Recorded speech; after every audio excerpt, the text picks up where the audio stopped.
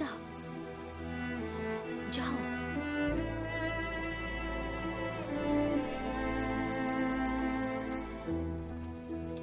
जो भी होगा देख लेंगे अनीता।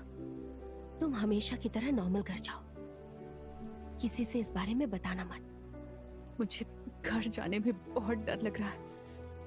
मैं हूं ना, तो किस बात का डर? मुझे छोड़ना मत यार।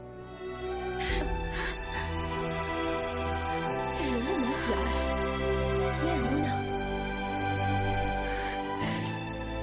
चलो जाओ, पहुंचकर कॉल करना।